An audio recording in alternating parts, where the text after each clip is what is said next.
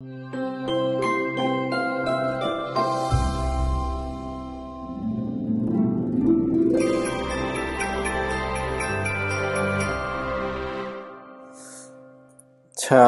오늘도 지난주에 이어서 고린도전서 1장을 하고 오늘은 2장 5절까지 같이 나누어 보도록 하겠습니다.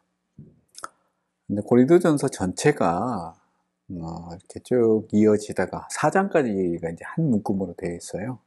근데 거기에서 지금 우리가 앞부분을 하고 있는 겁니다.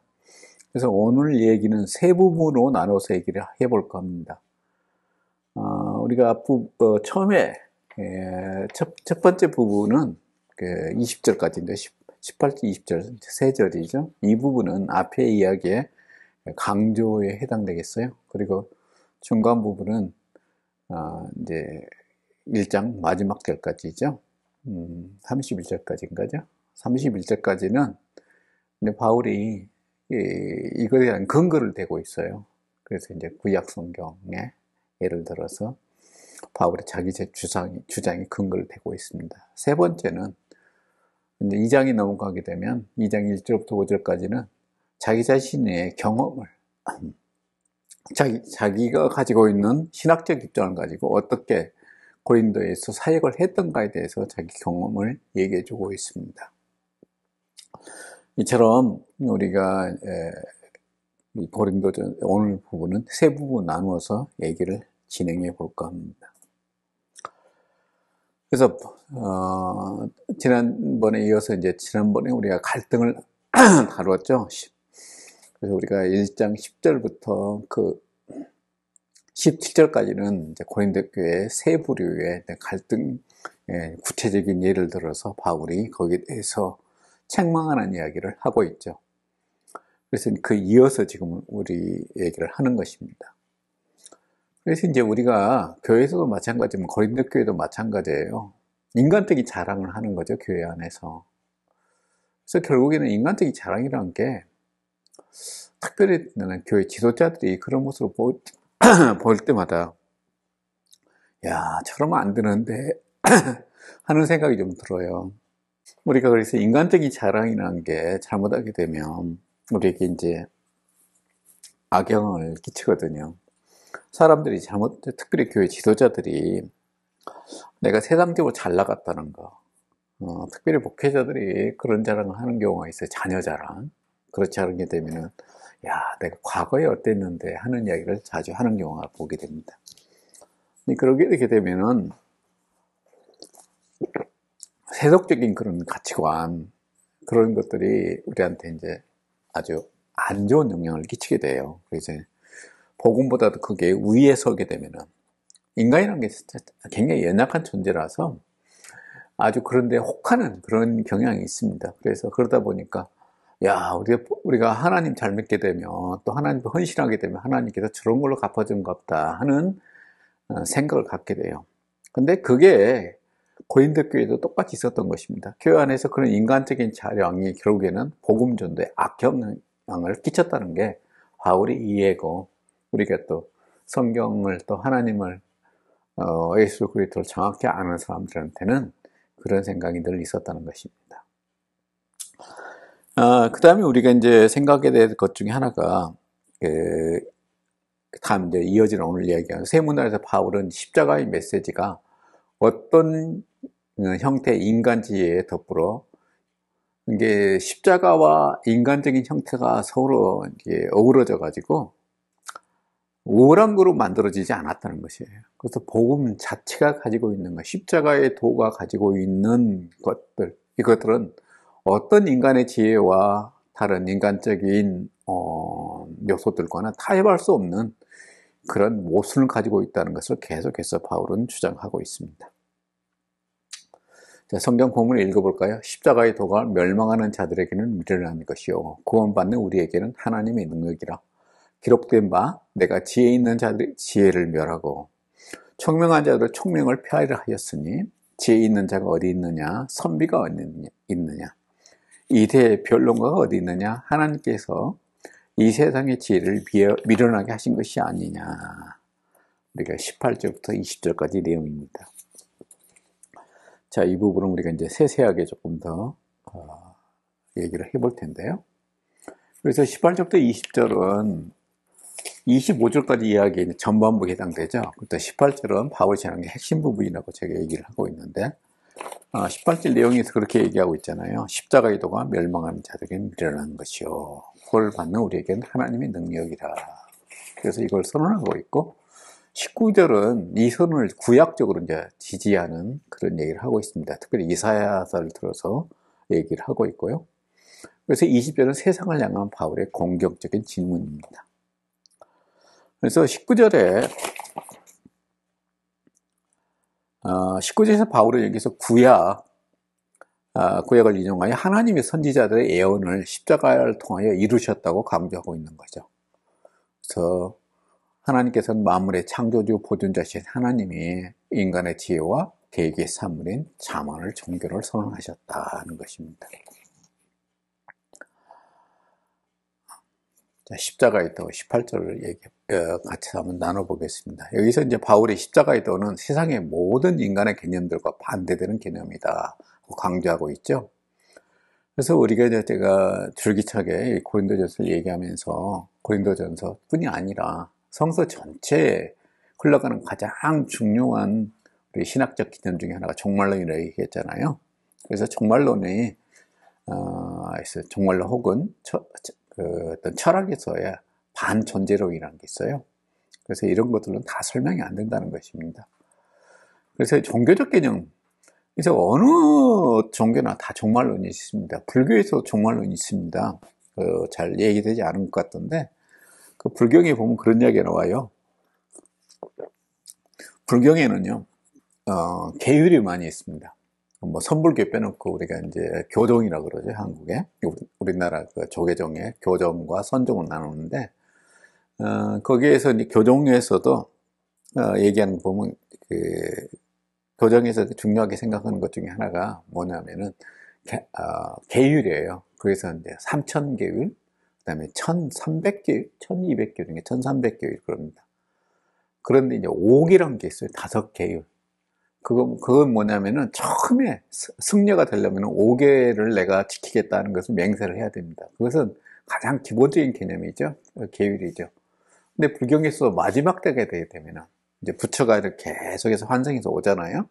여러 과정 겪어서 매 세대가 끝나고 새로운 부처가 오게 되는데 그 세대의 마지막 때가 되게 되면 이 세상의 종말의 때가 되게 되면 5계도 지키지 않을 것이다. 사람들이 그런 이야기가 있습니다. 그만큼 불교에도 그런 종말적 개념이 있어요.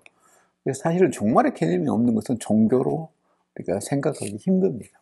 세계 종교가 다 종교라고 얘기되는 것은 다 종말의 때가 있어요. 근데 우리가 이제 종교라고 부르기 좀 힘든 것 중에 하나가 유교를 종교라고 부르지 않은 이유 중에 하나가 유교에는 그런 종말의 개념이 없습니다. 종말론 자체가 없는 거죠. 그만큼 종말론은 중요한 개념 중에 하나예요. 근데 우리 기독교의 종말론, 이것은 십자가도와 긴밀하게 연결되어 있는 종말론입니다.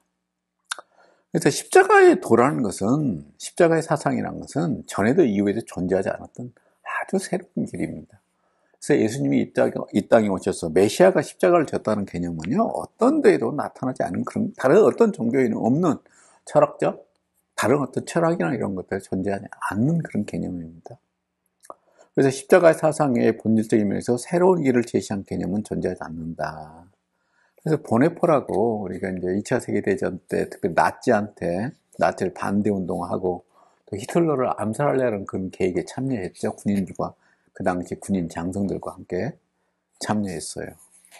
근데 대령급들이 참여했다고 좀 들었는데, 그 보네포가 결국에는 이제 감옥에 잡혀서 1945년 8월 5일인가요? 그때 사형을 당합니다. 독일이 완전하게 이제 나치가 패망하기 직전에 사형을 당해요. 근데 보네포가 이제 39살이라는 그 젊은 나이에 죽게 되는데, 보네포의 작품이 여러 개 나와 있어요. 우리가, 옥중서신도 굉장히 유명한 거죠. 그런데 그 중에 하나가 날 팔롬이라는 게 있어요. 영어로 번역하게 되면 나를 따르라는 책이 있는데, 거기에 대면 그런 적이 나와요. 기독교는 결코 종교가 아니다. 기독교가 종교가 아니라는 개념이란 것은요, 어떤 십자가에 돈 예수님이 이 땅에서 메시아라는 그런 개념은요, 다른 종교와 비교할 수 없는 그런 사상이라는 것입니다. 사상이요, 종교요, 어떤 철학, 세상에 나와 있는 철학으로는 설명할 수 없는 그런 개념이라는 의미에서 기독교는 종교가 아니다 그럽니다. 그래서 이제 근세에 와서 20세기 와서는 C.S. 루이스 변론가죠. 그 사람이 그런 얘기를 했죠. 기독교는 종교가 아니다. 목사님들은 그거 갖다 조금 삐뚤어가지고 뭐라면 기독교는 신앙이다. 종교가 아니다.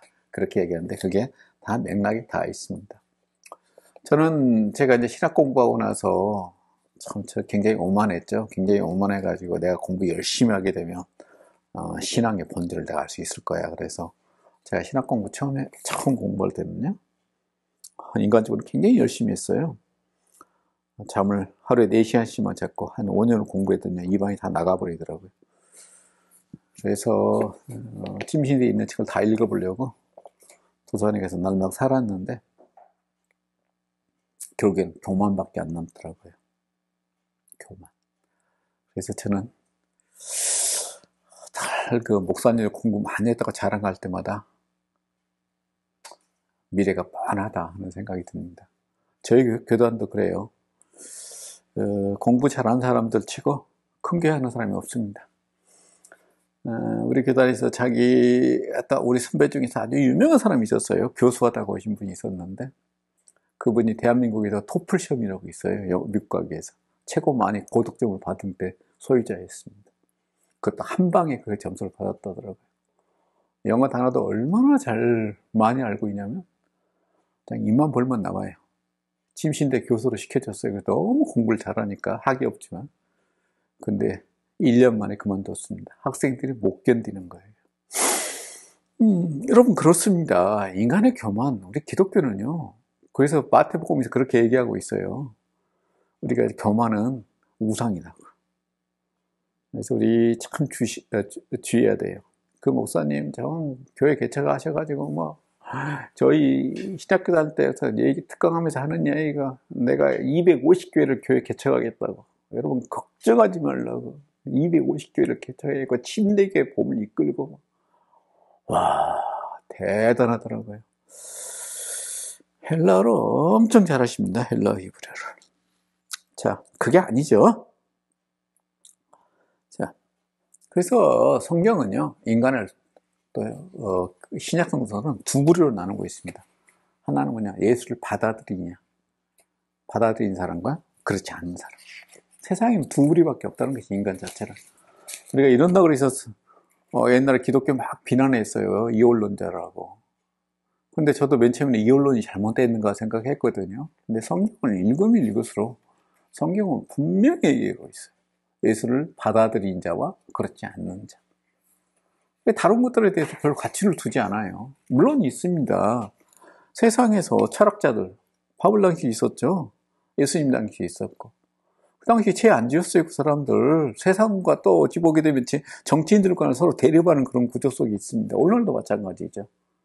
그러지만 성경에서는 그 사람들도 예수 믿었느냐, 안 믿었느냐, 메시아를 인정하느냐, 예수를 메시아로 인정하느냐, 그렇지 않느냐에 따라서 인간을 나누고 있습니다. 오늘날도 마찬가지예요. 여러분들 예수 믿는 사람들인가 아닌가, 그게 우리의 삶을 나누는 중요한 기준이라는 것입니다. 19절. 여기에 이야기는 이제 이사야서 이야기를 인용하고 있어요. 기록된 바 내가 지혜 있는 자들을 지혜를 멸하고 총명한 자들을 총명을 폐하리라 하였느니. 이사야가 이제 히스기야 구약 시대, 이제 히스기야 열왕기 상에 나오죠. 하에 나오죠. 열왕기 하에 나오는 히스기야 시대의 선지자입니다. 근데 이 당시가 굉장히 어려운 시대예요. 아수르가 이제 사내림이 오잖아요. 와가지고 이제 예루살렘을 포위 공격합니다. 그게 4년이 걸렸어요. 그래서 그 당시에 우리가 이제 지금까지도 고고학적 발굴이 이루어질 정도로 그 당시에 흔적들이 많이 남습니다. 근데 이미 이제 북이스라엘은 아수르에 멸망을 했고, 그때 이제 남유다도 거의 멸망을 했어요. 그 당시에 여러분들 착각하지 마세요. 우리가 남유다 중심으로 구약 성경이 다 기록되어 있으니까, 남유다가 북이스라엘보다 훨씬 강했는가 보다. 아니에요. 거의 쪽을 못 썼습니다. 인간적으로 얘기하게 되면. 지금 생각하면 우리 북한하고 남한하고 좀 비교하면 딱 맞을 거예요. 북한 지금 쪽도 못 쓰잖아요. 가난하고. 똑같았어요. 그때 북이스라엘이 훨씬 경제적으로 부유했고 상하도 훨씬 많이 발견됩니다. 그 당시에 북이스라엘 쪽에서요.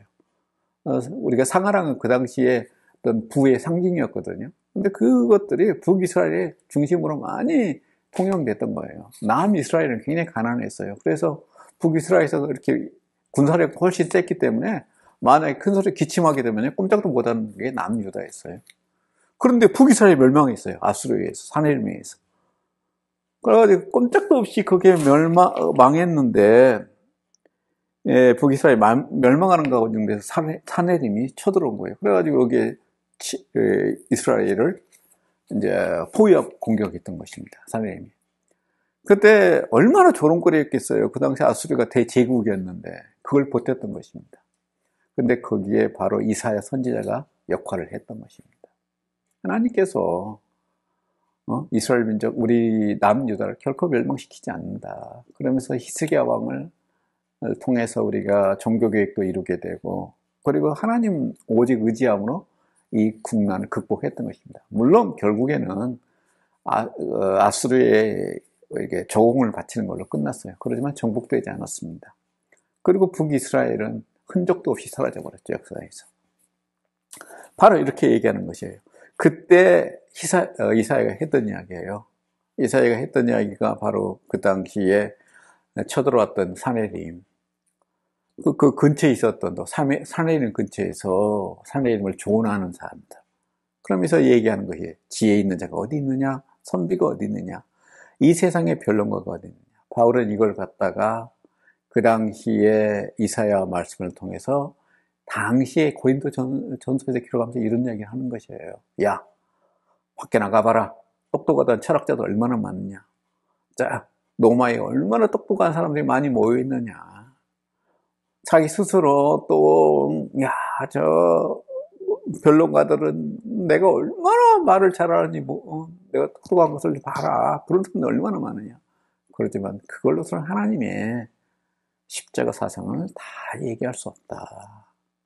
그래서 세상의 모든 지식을 어리석게 만들었다는 것이 바울의 주장입니다. 자, 21절부터 25절까지입니다. 하나님께서 지혜 있는 자에게 이 세상의 자기 지혜를 하나님을 알지 못하므로 하나님께서 천도에 미련한 것으로 믿는 자들을 구원하게 기뻐하셨도다. 유대인은 표적을 구하고 헬라인은 지혜를 찾으나 우리는 십자가에 못 박힌 그리스도를 전하니 유대인들에게는 거리끼는 것이요 이방인에게는 미련한 것이로되 오직 부름을 받는 자들에게는 유대인이나 헬라인이나 그리스도는 하나님의 능력이요 하나님의 지혜니라.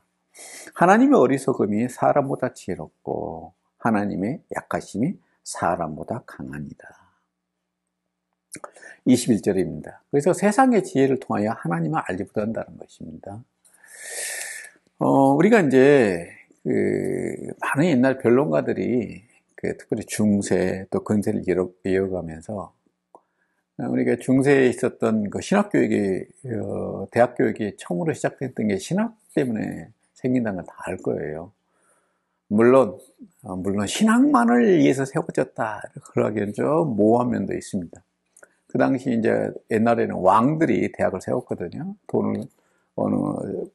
왕들이 돈을 많이 기부해가지고 또 귀족들이 기부해서 그 대학이 유지되어지는데 자신들에게 필요한 사람들을 길러내는 거예요.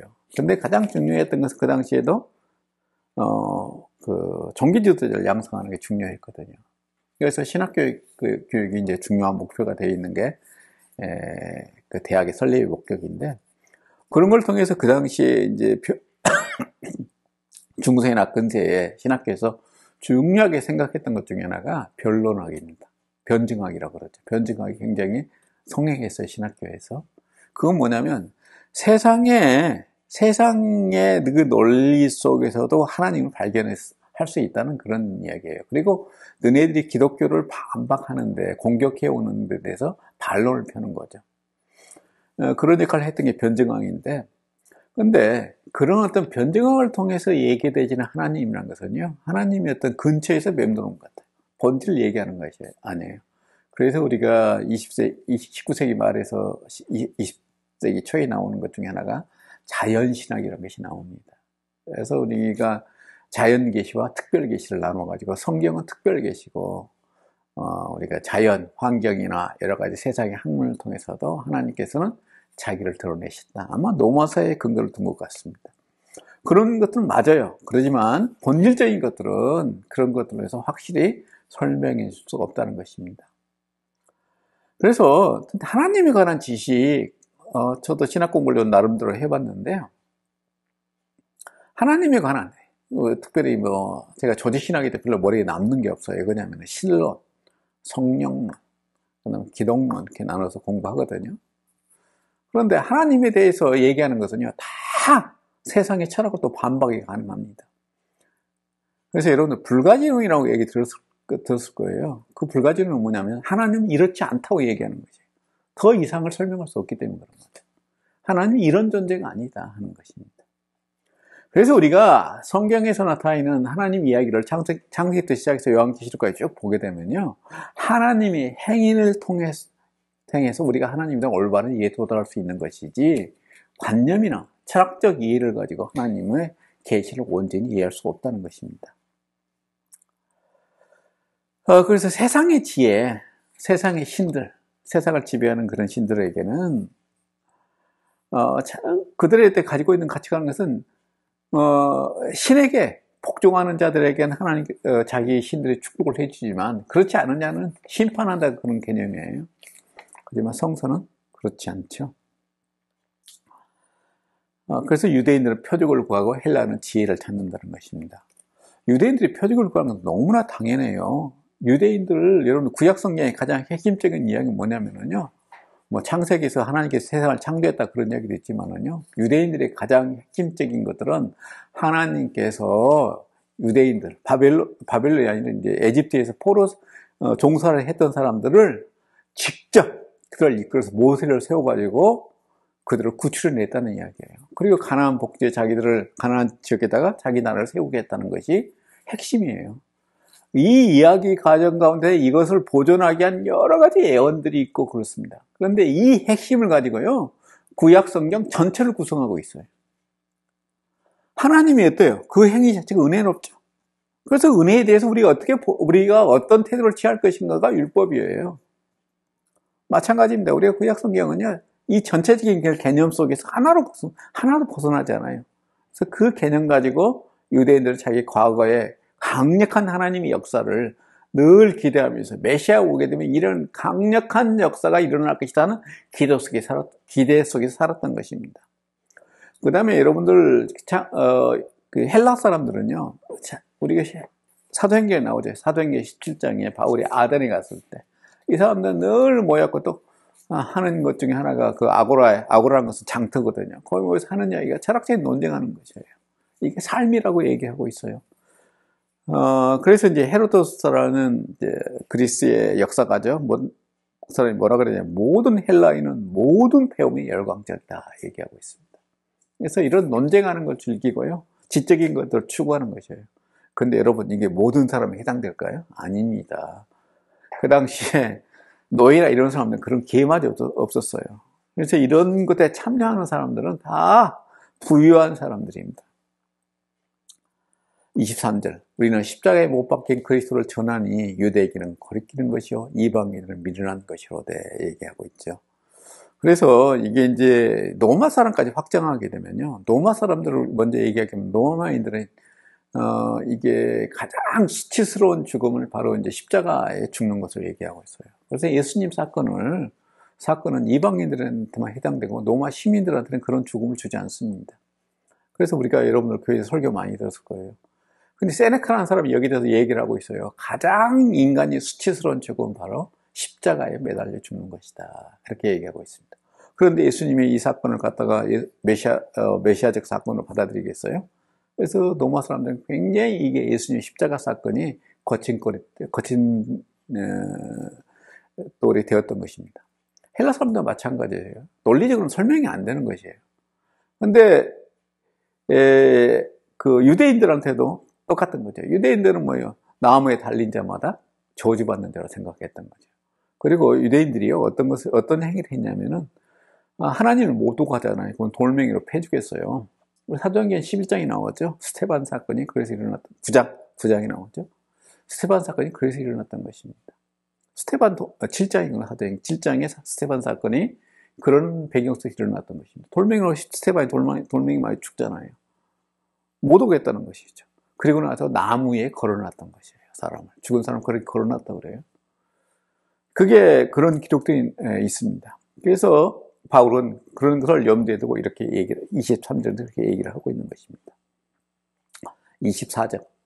오직 부르심을 받는 자들에게는 유대인이나 헬라인이나 그리스도는 하나님의 능력이요 하나님의 지혜이나.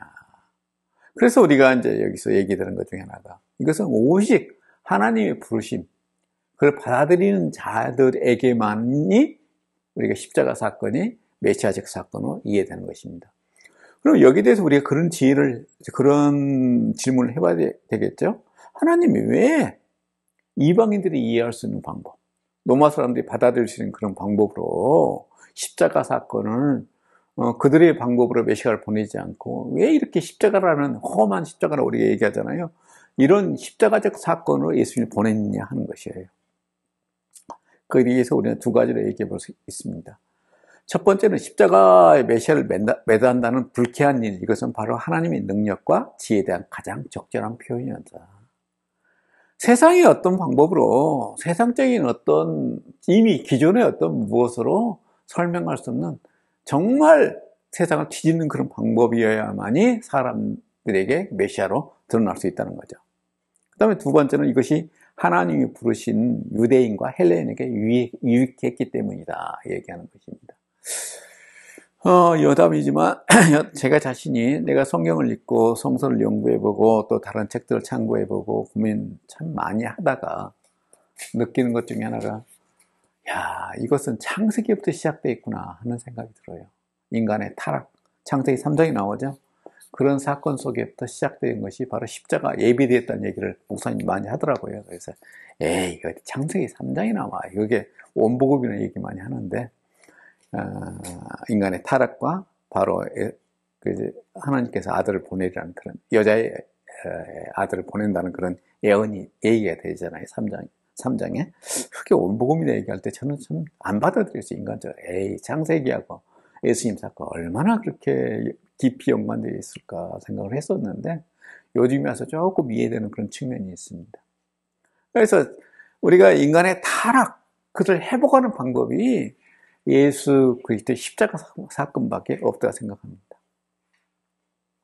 그래서 자꾸 우리 기독교 역사를 보게 되면 이것을 어떻게 하면 좀 변경시켜 볼까, 세상과 약간 타협해서 세상적인 방법으로 이것을 얘기해 볼까 하는 시도가 기독교 안에서 또 교회에서 수없이 있어 왔습니다.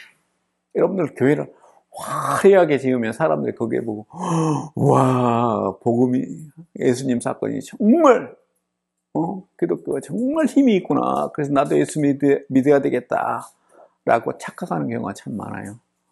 제가 속해 있는 교회도 돈 1,000억이 넘는 돈을 들여가지고 강남에다가 무슨 랜드마크를 세우겠다고 지금 그렇게 얘기하고 있는데, 그보다 더 좋은 교회들 있어요. 강남에 가게 되면 사랑의 교회 있잖아요. 2,000억이 넘는 돈 들여가지고 지어놨잖아요. 그거 지금 정말 골치 아픕니다. 지나갈 때마다 저거 유지하기 위해서 돈이 어마어마하게 들어가겠구나. 교인들 주고 나면 그 능력 없는 목사가 오게 되면 어떡하려고 그러냐. 여러분들 그 안에 들어가면 더 험해요. 지하 6층으로 들어가가지고요. 여러분들 그게 처음 에스컬레이터로 연결되어 있습니다. 어마어마하죠. 여러분들 지금 영국에서 제일 문제된 게 하나, 교회 때문에 문제된다고 그러죠. 과거에 그 화려했던 교회들, 스코틀랜드 중심으로 해서 장로교회들, 지금 술집으로 팔려나가고 술모가 없어가지고 막 문다고 그러죠. 어쩌자는 것이에요, 교회 잘 지어가지고. 문제는 사람입니다. 우리가 복음을 통해서 사람들에게 복음을 어떻게 잘 전할 것인가 하는데 교회가 포커스를 맞춰줘야지. 교회 건물 짓고 무슨 명성 있고 우리 교회에 대통령께 할애비가 나와도요, 복음에 도움이 안 됩니다. 우리 침례교도 한때 그런 자랑이 있어요. 여의도 침례교, 저도 거기에 좀 다녔었지만은 거기에 지미 카터 대통령이 와서 예배드렸던 거라고 몇 년 동안 우려먹었습니다. 웃기지 말라고 그러세요. 복음과 상관없는 어떤 것들도 복음 전도에 도움이 되지 않습니다. 세속적인 가치관을 교회에 끌어들였을 때 그 후유증이 더 큽니다. 하나님의 어리석음은 사람보다 지혜롭고 하나님의 약하심 사람보다 강하니라. 제가 여기 영어로 막 써있었죠. 이게 헬라어인데 폰트가 이렇게 변해버렸어요. 이게 제가 바이블옥스를 쓰고 있는데 다음에는 이걸 다 고정시켜서 보내야 되겠네. 이게 이제 하나님의 어리석음은 이게 이제 여러분들 헬라어를 공부하도록 촉구하기 위해서 여기를 좀 썼던 것입니다. 우리가 제가 지난주에도 얘기했지만 헬라어 명사에 격이 있거든요. 거기 이제 5격 체제냐 8격 체제입니다. 근데 이제 우리가 8격 체제에서 소유격 영어로 우리는 헬라의 속격이라고 얘기하는데 그게 이제 탈격과 같은 모습이에요. 근데 영어에서도 이게 그렇게 번역이 됩니다. 영어에서도 소유격을 설명할 때 탈격적 의미가 있다고 얘기를 해요. 오브라는 거 있죠, 여러분들. 뭐뭐대 이렇게 번역하는데 그 의미 속에 우리는 의로만 번역했는데 이게 뭐뭐로부터 기원을 의미하는 소유의 의미가 있다라고 얘기를 합니다. 그래서 이 탈격이라는 것은 그것으로부터 출발되었다는 그런 기원을 의미하는 것이 포함되어 있다는 것입니다. 그래서 여러분들 제가 저희 교회에서 오래됐네, 한 10년도 넘었는데 헬라어를 강좌를 개설하라고 해서 한 적이 있었어요. 학생이 몇 명인 줄 아세요? 6명 왔습니다. 그래서 제가 6주를 가르쳤는데 지금도 저 보게 되면 이제 이렇게 친하게 지내는데 그분들이 헬라어 알파벳이라 알고 끝났나 모르겠어요. 아무튼 거기 오신 분들 참 배경은 대단해요. 고등학교 선생님 뭐 어떤 분들은 막 와서 헬라어 수업을 들었는데 여러분 헬라어 하루아침에 안 되는 공부입니다. 애국어잖아요. 영어 공부했던 거 생각해 보세요. 제가 헬라어 선생을 무지하게 오래 했는데 침신에서 정말 오랫동안 헬라어를 가르쳤어요. 다른 신학교에서 가르치고 그랬는데 헬라어 가르치면서 늘 느낀 것 중에 하나가 어떻게 한 학기 끝내보려고 하는 그 생각을 하는 학생들 볼 때마다 야, 누구도 못했어 한 학기에. 근데 네가 그렇게 할 수 있다 생각하는 거야.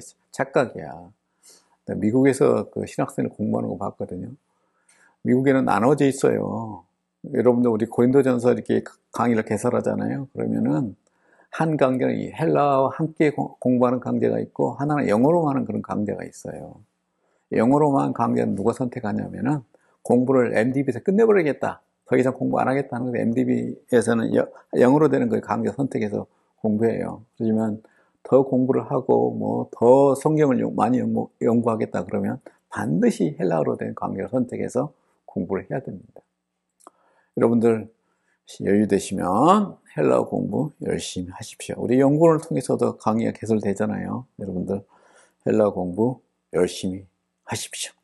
자, 우리가 이 소유격이 뭐뭐로부터, 그래서 하나님으로부터는 어리석음, 이것과 세상의 지혜로운 것들과 서로 비교해 놓고 있습니다.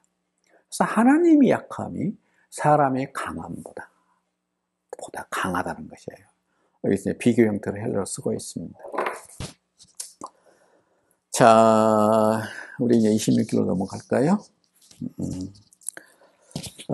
하나님의 어리석음, 고린도의 성도들, 신자들이라고 썼나요? 제가 이단을 별로 좋아하지 않는데,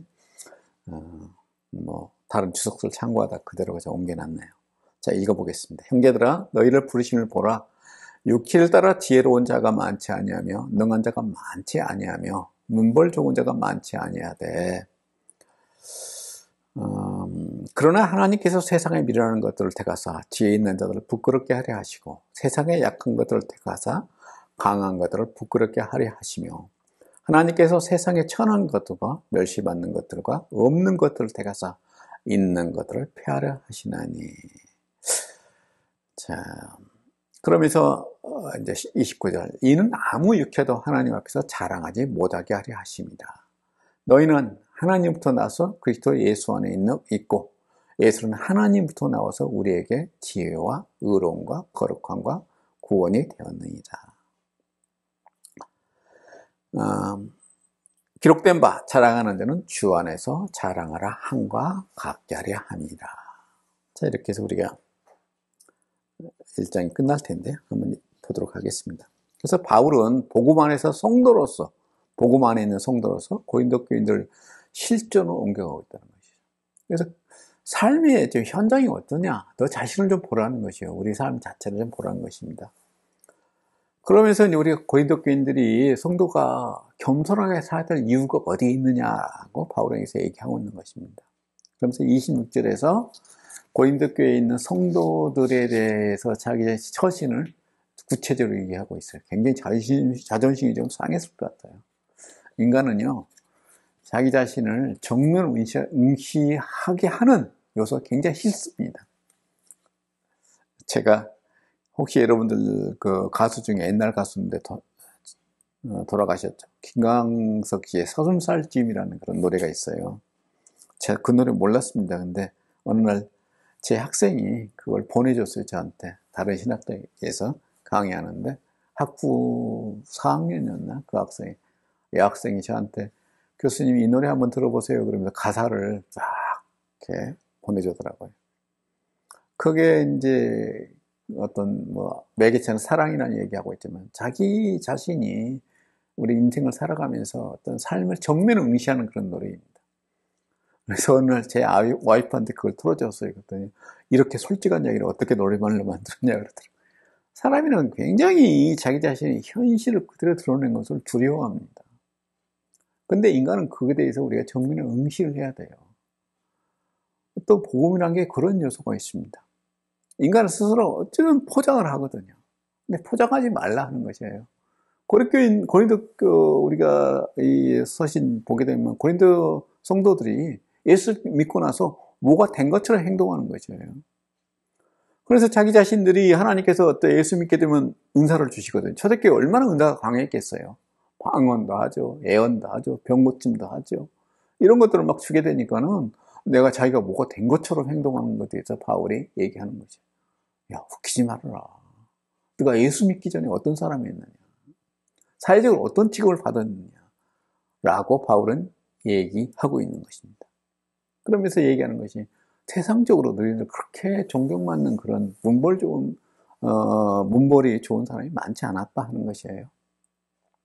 근데 완전히 고린도 교회가 그런 사람들 모였다는 게 아닙니다. 고린도 교회는 굉장히 혼합된 그런 공동체였어요. 그래서 노예들도 있고 거기 안에 자유인들도 있고 때로는 약간 사회적으로 이름 있는 사람도 고린도 교회를 형성했다고 우리가 고린도전서 전체를 보게 되면 그런 흔적이 있습니다. 그래서 이제 고린도 교인들의 현재 상황에서 육체적 관점에서 바울과 복음을 판단했다고 바울은 꾸짖고 있는 것입니다. 그래서 이제 고린도 교회 환경 자체가 좀 그런 환경이었어요. 신흥 부자들이 모여드는 곳이었습니다. 제가 고린도 서신 첫 시간에 그런 이야기를 했죠. 로마가 고린도 교회에다가 이제 군인들을 보냈다고, 태관 군인들을 보냈거든요. 태관 군인들은 땅을 준 거예요. 그 폐허된 그런 도시였거든요. 그래서 땅 떼어서 준 것입니다. 그리고 거기가 굉장히 항구라고 그러죠. 항구. 배가 이제 머물 수 있는 그런 아주 좋은 적기고, 거기에 또 겨울이면은 배가 피항하는 그런 항구였기 때문에 많은 상인들이 모이거든요. 그런데 얼마나 좋겠어요. 여러 가지로. 천에 애적이 침범해와도 그걸 잘 방어할 수 있는 그런 기지도 있고, 이미 그렇기 때문에 거기에 로마에 상당히 그 신흥 부자들이 많이 모여들었던 것입니다. 그러다 보니까 어때요? 이게 상당히 아노미 상태도 있으면서도 또 계층 간의 구별도 있으면서도 굉장히 복잡한 그런 도시 속에서 바울이 이야기를 하고 있는 것입니다. 27절, 28절에 이게 세상의 대제를 얘기하고 통해서 복음의 이제 영광을 표현하고 있는 거죠. 그래서 고린도 교인들이 복음의 선포를 듣고 이대한 점을 우연히 발견한 것이 아니라 하나님이 선택하셨고 그렇게 함으로 세상을 부끄럽게 하셨으며 결국은 세상이 아무것도 아님을 보여주었다는 것입니다. 나도요, 인간적으로 때로는 그런 생각이 들 때가 참 많아요. 나도 참 실수를 많이 하는데 여러분도 그런 실수를 안 했으면 해요.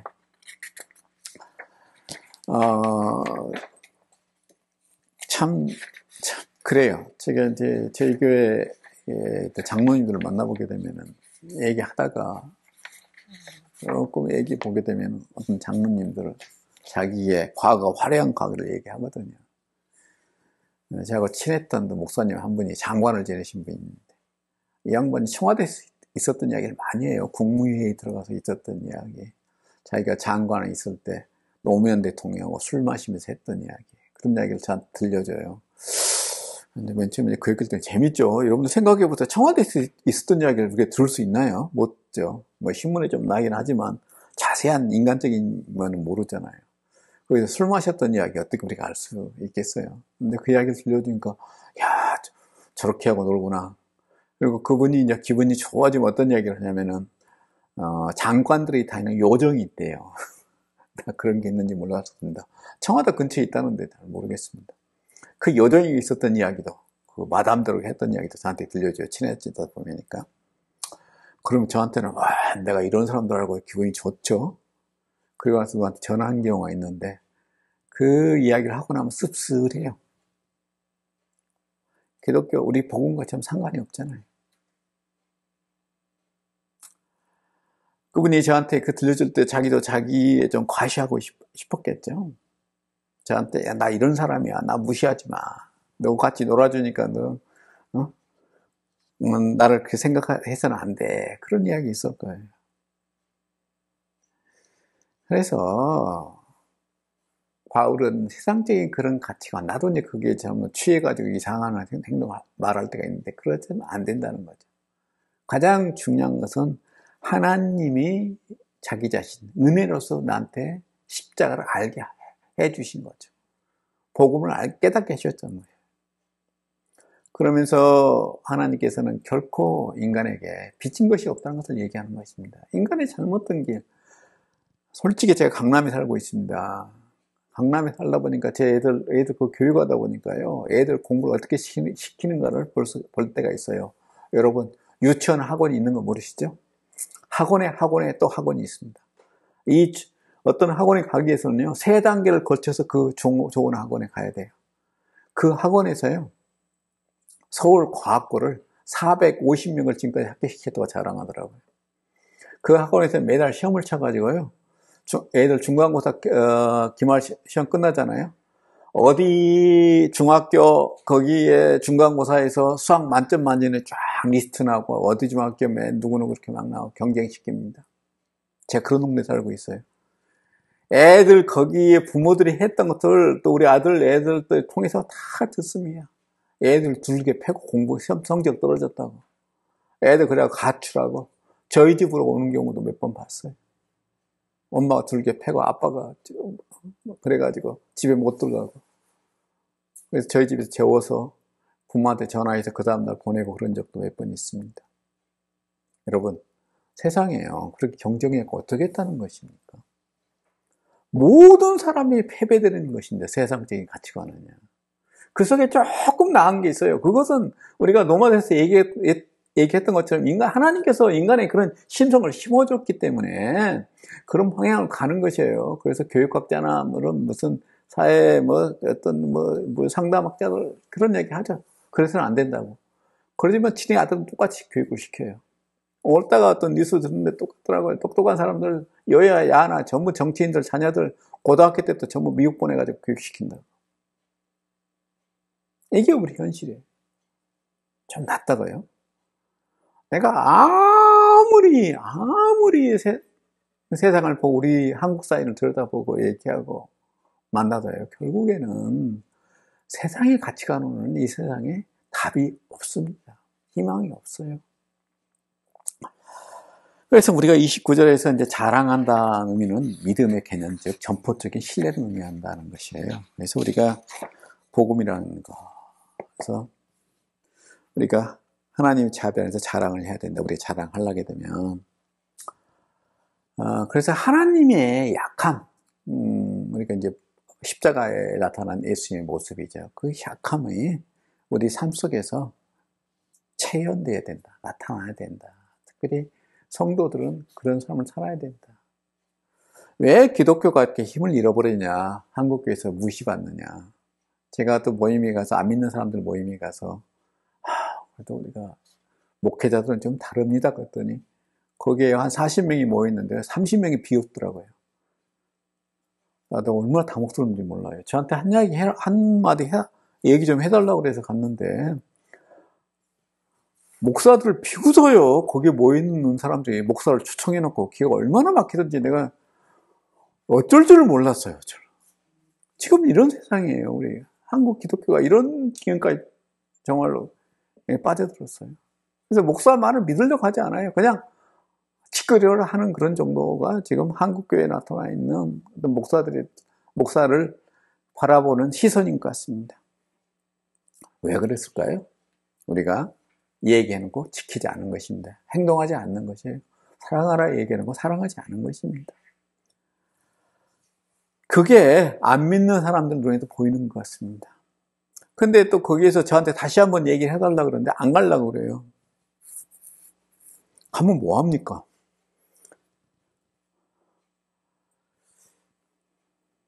(30절 31절입니다) 고린도 교인들에게 십자가가 그러하듯 그들의 부르심은 인간의 지혜보다 지혜로운 하나님의 미련함을 나타냈다는 것이에요.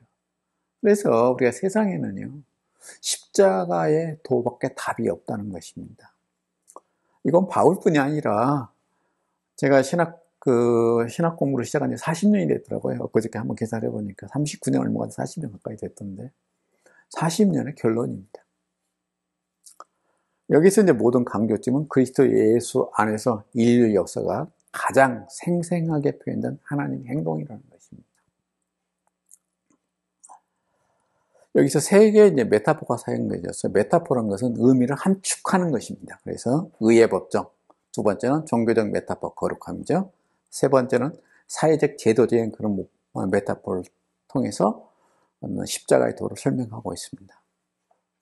그래서 우리가 하나님의 지혜란 것은 인간적으로 똑똑해지는 거, 신분을 상승시키는 기술로서 수사학적과 아무런 관련이 없다는 것입니다.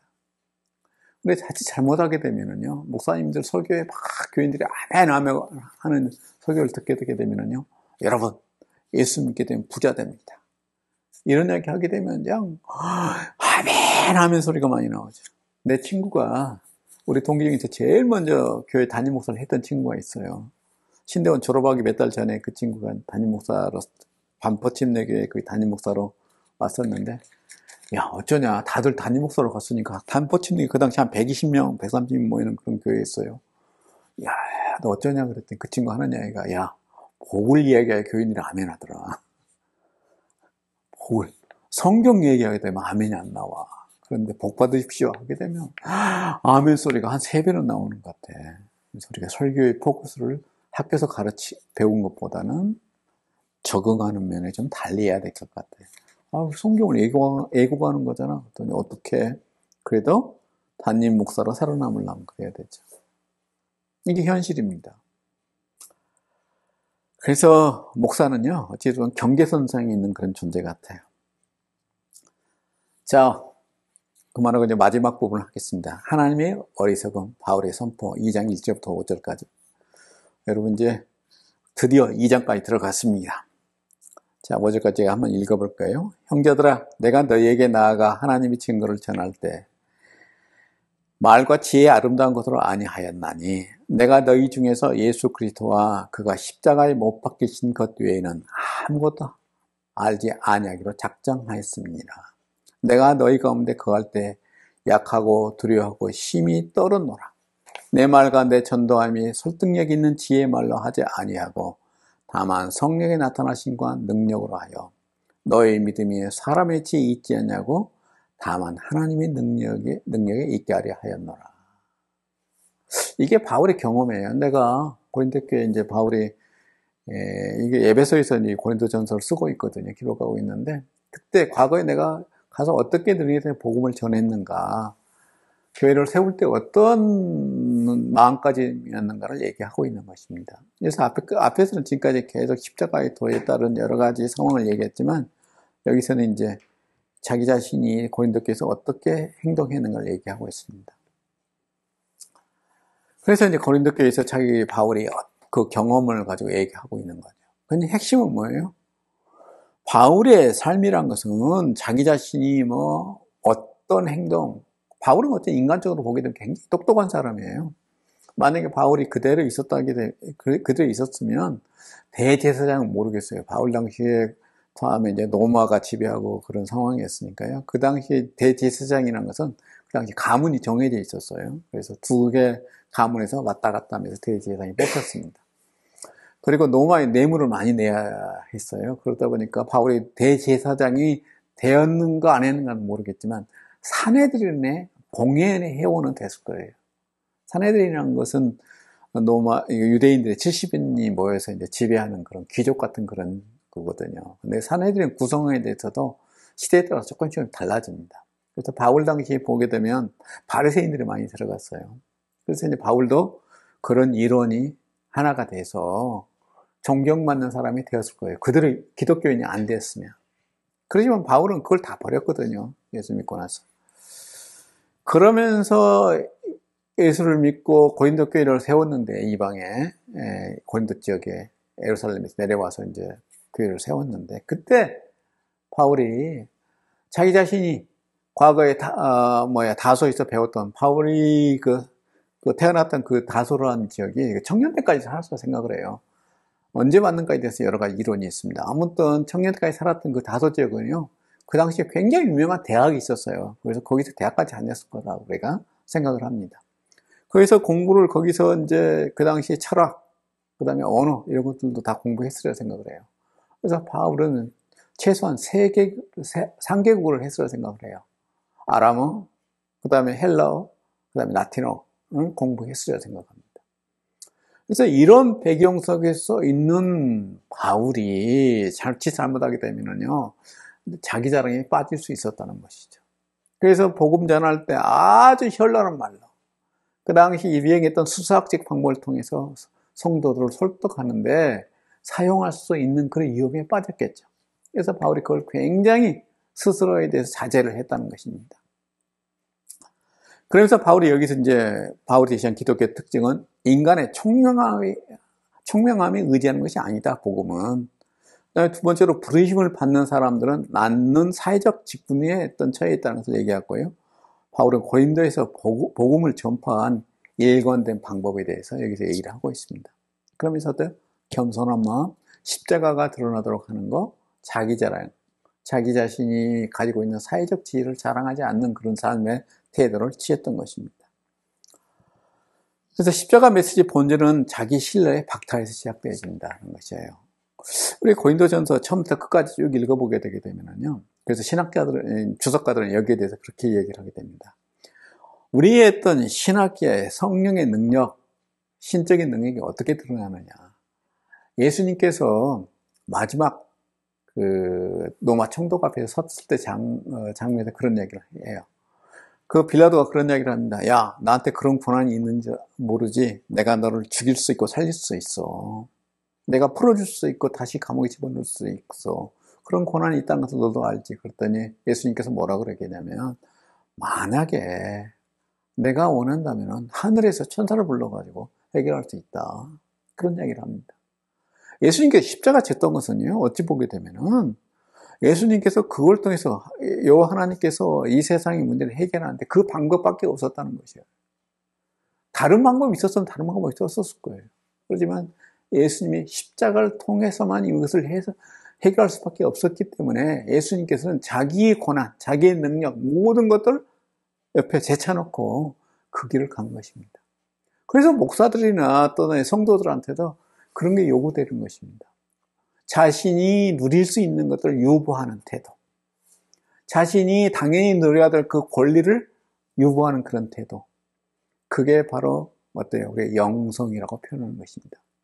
여러분들 영성 거기 되면은 막 무슨 손을 뻗치게 되면 미국에서 또 내가 TV 봤는데 막 사람들이 막 넘어지고 막 우르르 뭐 사람들이 또 거기서 머리에 손을 얹으면 방언하고 이런 것의 영성이 아니라 진정한 영성이라는 것은 어때요?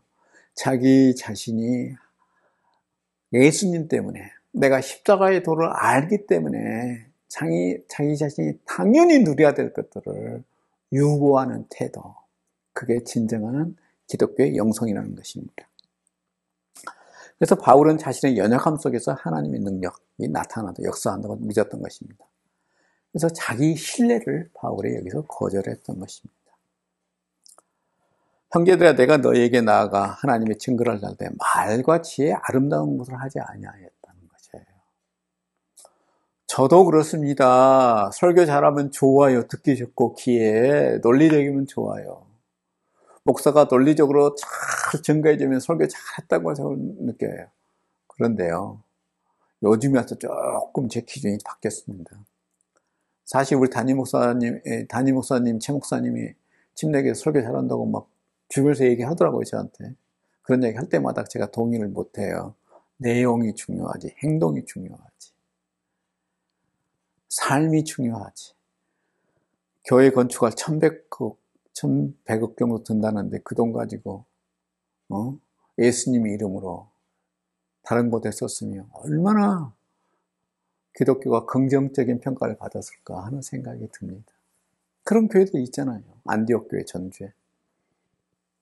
천막교회로 4,000명 넘는 교회, 6,000명까지 됐다고 그러던데 그만큼 수용을 했잖아요. 그런 교회 이루었잖아요. 어떨 때는 주일날 선풍기도, 에어컨도 없이 선풍기 가지고 그 교회, 그 많은 교인들이 견뎠잖아요. 누구 이름으로? 예수 그때 십자가 이름으로. 그 교회가 뭐가 없어서 그랬을까요? 담임 목사는 그러지 않고, 다른 목사님들과 똑같은 그걸 누리고 싶지 않았을까요? 아니잖아요. 그래서 우리가 하나님의 증거는 하나의 비밀이라는 거예요. 그 비밀이 십자가를 통해 드러났고, 우리가 그걸 증거하는 방법은 세상적인 수단이 그걸 가릴 수 있다는 것을 바울은 늘 염려했던 것입니다. 내가 너희 중에 예수 그리스도와 그의 십자가에 못 박힌 것이 외에는 아무것도 알지 하기로 작정하였는다. 바울이 다른 데서는 부패물로 생각한다고 그랬죠. 세상에 어떤 지식에 대해 그렇게 포마해가지고 옛날에 목사님들 그 잘못 오해하셔가지고 자녀들을 학교를 안 보내는 그런 일도 있었어요. 잘못된 방법이죠. 어찌보면 바울은 너무나 자기 자신이 거기에 대해서 잘 알고 있기 때문에 그런 이야기를 할 수 있었는지 모릅니다. 제가 공부하는 거 반대하거나 세상적인 어떤 것들에 대해서 내가 혐오감을 있는 그런 존재는 아닙니다. 그런 게 아니라 본질에 있어서 이게 침해돼서는 안 된다는 이야기예요. 세상적인 말 잘함, 수학적인 그런 논리적인 어떤 구조 이런 것들이 복음의 핵심을 가려서는 안 된다는 게 바울의 이야기입니다. 그래서 우리가 이 부분 가지고 아데네이서 사역이 있어요. 사도행전 17장 이야기했던 거. 사실 바울이 아데네이서 사역에서 소수만이 예수를 믿었다고 얘기합니다. 소수의 부녀들 이렇게 얘기 나오죠. 그것 때문에 여기를 이야기를 할 때 바울이 그걸 의식하지 않았느냐 얘기했는데, 그렇게 되면 우리가 아데네이서 사역을 바울의 사역을 실패했다고 규정을 해야 돼요. 근데 그게 아니거든요. 그래서 실패가 아니라 우리가 그 소수만 얻었지만 결국에는 그것을 통해서도 하나님의 복음은 아덴에 전해졌던 것입니다. 그래서 내가 여기서 바울이 작정했다 하는 것은 규칙적인 행동을 지속적으로 했다는 것을 얘기하는 것이지, 그것과 연결시켜서 얘기하는 것은 옳지 않다는 것입니다. 논쟁이 되는 그런 부분이에요. 내가 너희 가운데서 거할 때 약하고 두려워하고 힘이 떨었노라. 그래서 선포 형식보다는 선포자의 형식, 자기 자신의 삶의 형식에 대해 것을 이렇게 표현했던 것입니다. 그래서 바울의 약함은 병력함의 의미보다는 자신의 약함이 자신의 능력이 아니라 하나님의 능력의 확실함을 증거하기 위함이었다는 것이에요. 그래서 두려워와 힘이 떨어졌노라. 이것은 70년기에서 똑같은 표현이 있습니다. 이것은 하나님 앞에 쓴 존재가 어떻게 드러나는가 하는 것이에요. 세상이 떤다는 그런 의미보다도 하나님 앞에 쓴 모든 자들은 두려움과 떨림, 이것은 우리가 구약성경, 특별히 70년에 잘 나타나 있습니다. 그래서 바울은 사도행전 18장 9절 11절에서 어떤 이유인지 모르지만 복음전도 이래하여 자신의 인간적인 성에 압도된 것처럼 보인다라고 얘기를 하고 있습니다. 4절 5절입니다. 내 말과 내 전도함이 설득이 있는 지혜의 말로 하지 아니하고 다만 성령의 나타나심과 능력으로 하여 너희 믿음이 사람의 지혜에 있지 아니하고 다만 하나님의 능력에 있게 하려 하였노라. 그래서 바로는 고린도 교인들이 기억해야 할 것으로 진정한 능력이 사람이나 선포자의 표현에 있지 않고 그들의 경험이 증명하는 바 성령의 역사심이 있다는 것을 상기시키고 있습니다. 그래서 바울은 고린도 교인들에게 비유시킨 설득력 있는 지혜를 의도적으로 회피하였다는 거죠. 하지만 그의 선포에 설득력이 결여됐다는 것은 아니죠. 결여된 것이 있다면 능력이 사람과 전달해서 나온다고 생각하는 계병가들과 수학자들의 추구하는 그런 종류의 설득이라는 거죠.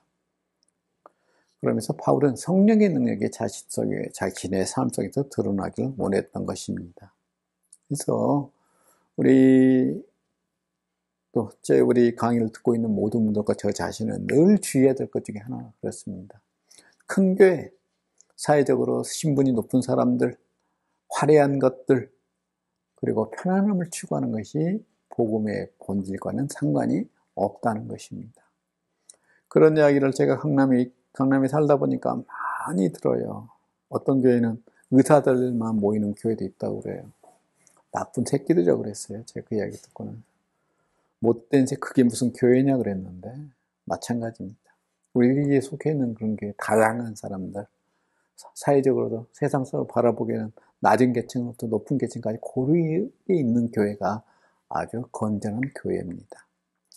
자, 오늘 지금까지 이야기를 한번 요약해보고 결론입니다. 기독교 복음은 세상 사람들에게 어리석게 보인다. 기독교인들은 남에 달린 자마다 저주받는 자라고 유대인들은 그렇게 생각했다는 거죠. 헬라인들은 삶의 최고의 가치를 지혜라 생각했고 인간의 지적 능력을 십자가보다 더 높은 가치로 생각했던 무리들은 초대교회를 유입했던 영지주의자들이었습니다. 성도들은 때로는 여러 이유로 십자가보다 세상적인 지식을 보다 귀하게 생각하는 수가 있습니다. 그런 오류에 빠질 수 있다는 것이에요.